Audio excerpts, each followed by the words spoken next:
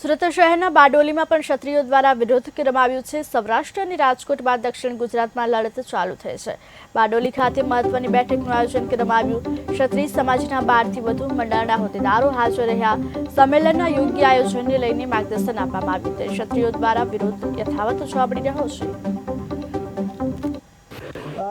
જે પ્રમાણે અમારી ગુજરાત રાજ્ય રાજપૂત સંકલન સમિતિ દ્વારા જે પ્રમાણે હવે લડતની શરૂઆત કરવામાં આવી છે, જેના ભાગરૂપે ગત દિવસોમાં પણ રાજ્યના વિવિધ ઝોનની અંદર ક્ષત્રિય સ્વાભિમાન સંમેલન યોજાયા હતા। જેના ભાગરૂપે દક્ષિણ ગુજરાતમાં પણ આવનારા દિવસોમાં એક મોટું સ્વાભિમાન સંમેલન યોજાય, દક્ષિણ ગુજરાત ક્ષત્રિય સ્વાભિમાન સંમેલન એ બેનર હેઠળ મોટું આયોજન અમે કરવા જઈ રહ્યા છે। જેના આયોજનના ભાગરૂપે આજે સુરત જિલ્લાના બારડોલી ખાતે બારડોલી રાજપૂત સમાજ ભવન ખાતે એક બેઠકનું આયોજન કરાયું હતું।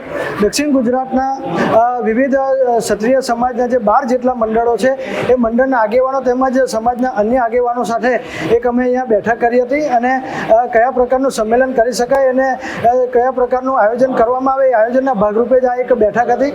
આવનારા દિવસોમાં સ્થળ, સમય અને તારીખ નક્કી કરીશું અને વહીવટી મંજૂરી સંમેલનને મળી જાય ત્યાર પછી અમે કાર્યક્રમને અંતિમ ઓપ પણ આપીશું। એટલે ખાસ કરીને દક્ષિણ ગુજરાતનું એક મોટું ક્ષત્રિય સંમેલન અહીંયા યોજાય એના માટે જ એક અમારી એક આજે અગત્યની બેઠકનું આયોજન બારડોલી મુકામે કરવામાં